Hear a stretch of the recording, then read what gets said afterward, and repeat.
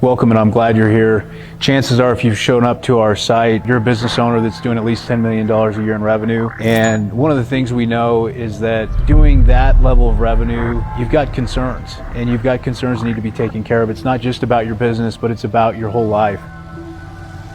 Really, why we're here is to help you achieve both your financial goals in business, but also winning outside of business too. Inside that game of getting to that level, you're probably experiencing a ceiling. And this ceiling starts to feel like a little bit of a trap, like a prison. And so if you're looking for that next level, if you're looking to grow and become this next iteration and version of yourself, as well as growing your company to where you've dreamed about, that's where we come to help. Commonly, our clients see a 40% reduction in the day-to-day management of their business in the first 90 days. They double their net operating income in 24 to 36 months, and they see an average value increase of 500 to 800%. So I'm glad you're here, and we're really looking forward to supporting you and having it all. Welcome to the official Culture to Cash documentary training. If you're an elite business owner generating over $5 million annually and struggling to balance business, family, and life while looking for a profitable exit strategy, the next 4 chapters will be the most important 20 minutes you'll invest this quarter. By the end of this short movie, you'll know if Culture to Cash is the right fit for your business. Let's begin.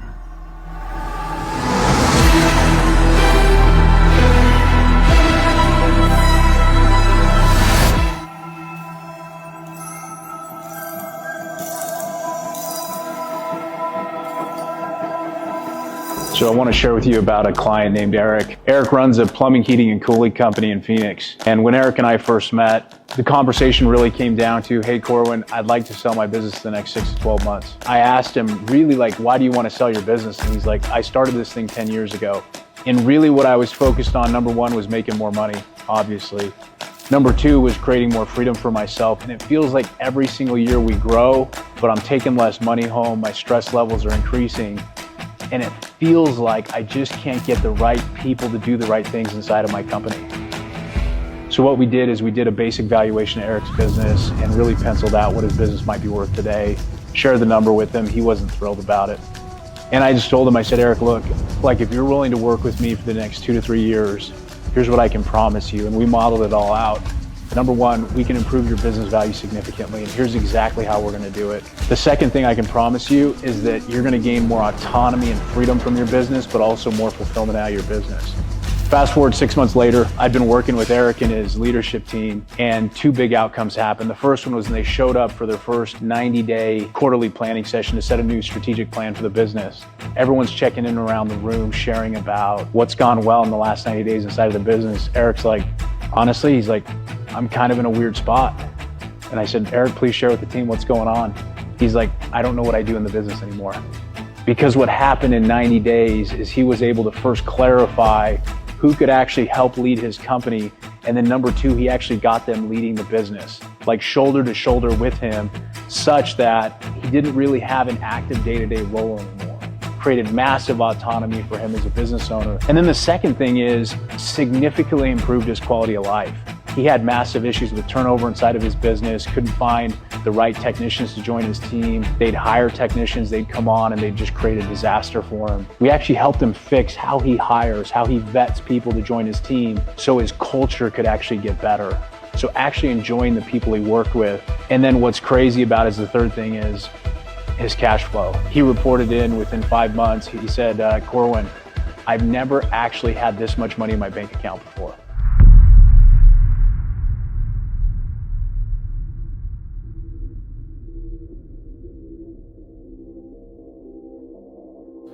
One of the most important is, I will build my business for my family and I'll sacrifice now for later. What is this for you? Is this story true? Is this showing up? If you're sacrificing yourself and your time with your family, your health, your emotional health, mental, all of that's being sacrificed for the greater good of the long term, what happens if there's an event where you're not able to fulfill on that promise? What if you're not there for all the moments that matter with your family, with building your teams, with the impact that you plan on making with your purpose, this is crucial for you to step out of this lie and into a new truth. The one we hear all the time is, it won't work. It won't work for me. I've tried that. I've done this, and it's not for me. Now, the problem is we've always worked in a series of tactics. We've never taken an approach that has strategy, that has people, that has leadership. So while you can believe that it won't work for you, what you've actually had is the limiting belief, not created by yourself, but created by the restraints of what has been provided to you. It's been an incomplete system. I'm way too busy right now running my business to take time for coaching for me and my leadership team. Look, if you've got an issue right now with taking time to get some help, to actually liberate yourself from your prison, you've got bigger problems. The fact is, I work with some of the fastest growing companies in the trades, and every single one of them finds a way to make time, because here's what you're gonna find. As soon as you make time for that initial session, it's gonna create massive time on the back end. It's a small investment of time on the front end, but a massive win on the back end. The next most common lie that we find when we start to engage with CEOs is, my team won't buy in. It's oftentimes very difficult to bring in something outside as a new operating system, and I'll tell you why. Very common for entrepreneurs to start to do a shotgun approach of new products, services, ideas, systems, processes, coaches, consultants. They bring these ideas in without a lot of thought. And so over time, your team starts to lose trust in you by the decisions that you're making. And so now you're at a place where they're starting to push back on some of these things, and they're losing trust. And in losing trust, that means that the buy-in of bringing somebody else in is starting to become strained and challenged. The path of this is very easy. It's you showing proof of concept. And that's what we have. Case studies, results, power inside of pushing this into organizations and allowing those organizations to rise. Now, the other thing that we run into constantly is, I'm only one step away. I'm one piece, I'm one person. I need to hire the COO, or if I get this one product launched, then we'll be where we need to be. We don't need any help with that. Now, I want you to think and take a moment. How many times have you said it's only one piece or one thing away? How many years, how many decades have you been doing that same story in your head? And every time you tell it, your wife rolls her eyes, your team nods in agreement, but you know they don't believe in it. So the one thing continues to keep being one more thing. The other thing that often pops up for people is, well, you haven't worked with a company just like mine. You've worked with companies that are similar, but you haven't worked with a company just like mine. Look, if you hired me on, and let's say that you run oil rigs and you guys drill oil out of the ground, and we get caught in a situation where I'm having to advise you on how to get more oil out of the ground, we're both screwed. Because what's interesting is, I promise you, the people on your team already have the industry-specific answers to solve your problems. What hasn't been happening is the people on your team have not been given space and given a forum to actually solve problems. Don't get jammed up on you haven't worked with someone that looks just like me or just like my company. Everything we work on is business fundamentals, and it's going to translate now and solve your issues now, but you're going to learn how to run business successfully, that you could take the skills you gain and go run an entirely different business in a different industry, and you're going to be able to duplicate the same success, because these are timeless principles that we're training on.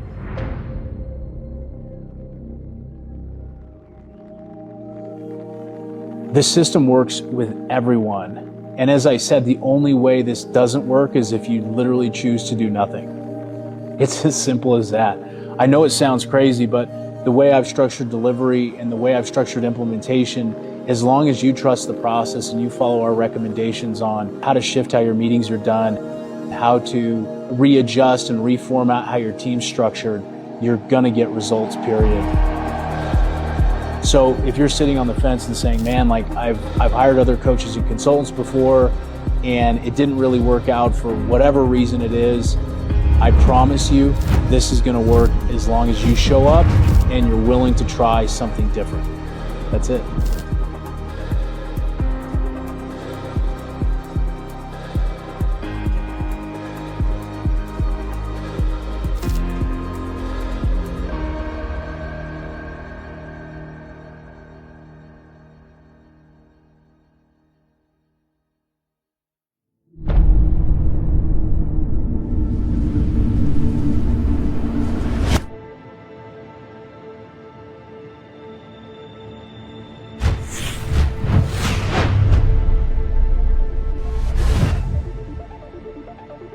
If we look at people, what we work on is the development of people. Well, how do we know what to develop? And we start as simple as we work with the current team. We understand the who, the what they are, what are their backgrounds. We do assessments. We understand what is their zone of genius. What should they be doing? Is the right person in the right seat doing the right thing? And then when the tough times come up, the conflict arises, we help hold space. Whether that be your leadership team or two mid-managers that maybe aren't getting along and need someone to help them determine why is it that it's not working. So we work on the people by understanding them at the human level. Not just the skill sets, not just the capacities, but the who that they are. And we help them become the best versions of themselves.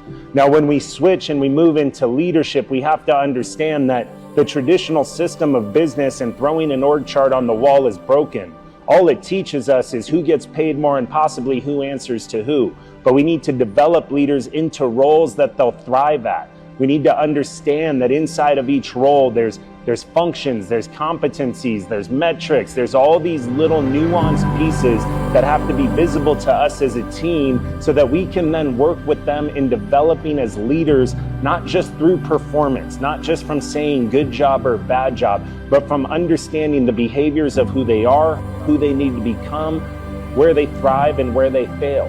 When we can change behavior, when we can improve performance, we will create leaders. Leaders are not born. Leadership is a skill, it's not a trait. Leadership is simply an offer of help. And when we can teach people that they can help others inside of the organization, well, then we have a culture of leadership rather than just one or two people who are responsible for it. So why does this work? Well, one simple reason. We don't tolerate mediocrity. And that's within ourselves, and that's also within those that we serve. By not tolerating mediocrity, that just means that we're elevating ourselves, we're elevating our teams. So it works because we're willing to go into some of the difficult conversations. We're willing to look at each aspect of the business under a microscope and figure out what is root cause of what's working and not working. We figure out how to eliminate excess expense. We figure out how to invest in the right areas, the right people. This is the process of understanding where our starting point is, our baseline, our foundation. So when I say that we are hands-on, we are in it with you, day 2 to day 89, the magic happens. What I ultimately mean is that we want a seat at the table with you. We simply don't own any of the company. We are simply your guides. We are going to help you with your people. We're going to develop your leadership, and we're going to hone in your strategy so that you get what you ultimately desire. Literally, we work with over 50 thought leaders that pulled together to build our system because everything we do is based on timeless principles. And then as far as implementation goes, you literally can't fail. We're going to be with you there right from the start all the way through the process, from going from the training wheels all the way until you're riding all by yourself. And we're going to help you make sure you get the meeting rhythms dialed in right so they're smooth and they're effective. We're going to be there with you hands-on, coaching you and your team so that, you know, if you have to have the tough conversations, you have some thinking and some structure behind them so they're actually effective. And we're with you throughout the whole process. This is not like some kind of program where you watch some videos or you're in a group training and it's like, good luck. Like, no, this is really hands-on implementation. And it's one of the reasons why we have such high success rates, why our clients reduce their time to manage the day-to-day by 40% in the first 90 days is because of the way we structured delivery, that it's all custom and built for exactly where your organization's at, and then we're there with you in implementation. A lot of other coaches and consultants, what they do is they train you on a methodology and then they say, hey, good luck, we'll see you in 90 days. That's not how this works. We are hands-on, focused with you the whole way.